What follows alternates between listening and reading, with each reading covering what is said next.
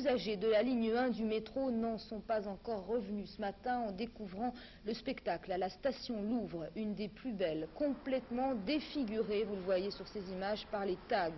Les vandales ont agi dans la nuit de mardi à mercredi. Ils se sont sans doute laissés enfermer dans les couloirs et ils n'ont même pas épargné les célèbres statues.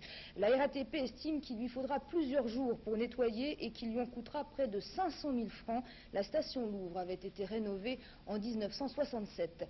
Cet acte de vandalisme survient un mois après le lancement d'une nouvelle campagne d'information de la RATP sur la propreté. Les tags, les graffitis, c'est son souci numéro 1. Elle va consacrer au nettoyage des rames pas moins de 80 millions de francs cette année. Reportage Dominique Chapuis, Didier Bonnet. Évitant toute erreur, j'attaque avec saveur, pétant le diseur, ne touchant pas un cœur, je boucle l'argument, le structure largement, je rappe, expliquant à chacun que ce domaine est le mien. Là, vous avez un graffiti, un ancien graffiti, c'était un spectre qui date au moins 2 ans. Là, celui-ci est récent, mais celui est très ancien. C'est pas tout complètement parti. Non, on l'a atténué, c'est tout ce qu'on a pu faire. 300 voitures comme celle-là sont dégraffitées chaque jour par les équipes de nettoyage de la Comatec. Il faut des heures, parfois une journée entière pour tenter de faire disparaître ces tags, mais il suffit d'une nuit et tout est à refaire. Ici, à la gare de Torcy, sur une équipe de 25 employés, 5 sont chargés spécialement de ce travail. Est-ce qu'il y a des techniques spéciales pour nettoyer ces voitures taguées?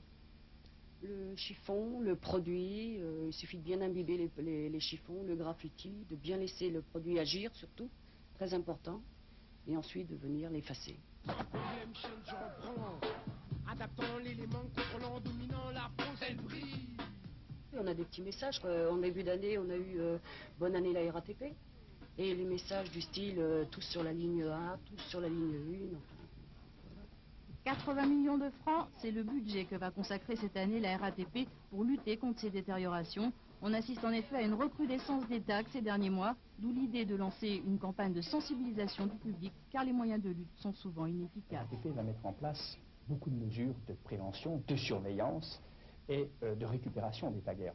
Vous comprendrez bien qu'il me soit difficile aujourd'hui de vous dire ce que nous allons faire parce que je ne peux pas, devant la caméra, dire aux taggers quelle va être notre stratégie. Croyez-moi bien, nous allons les attraper et nous allons les déférer à la police judiciaire. Silence donc sur les mesures de prévention. Reste à savoir si les taggers recevront le message.